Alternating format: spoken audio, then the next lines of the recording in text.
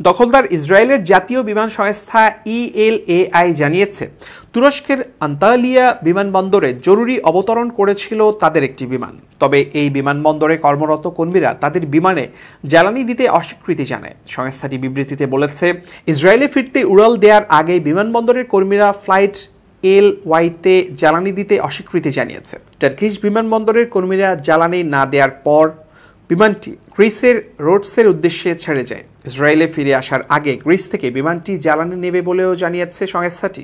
তুরস্কের একটি কূটনীতিক সূত্র জানিয়েছে, জরুরি কারণে ইসরায়েলি বিমানটিকে তাদের বিমানবন্দরে অবতরণ করতে দেয়া হয়েছে।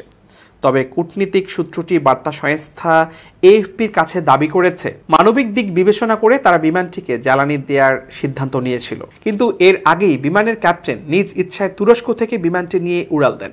সূত্রটি বলেছে, মানবিক দিক বিবেচনা করে জ্বালানি দেয়া হতো, কিন্তু সংশ্লিষ্ট প্রক্রিয়া যখন শেষ হতে যাবে, বিমানের ক্যাপ্টেন তার নিজ ইচ্ছায় বিমানটি নিয়ে চলে যান।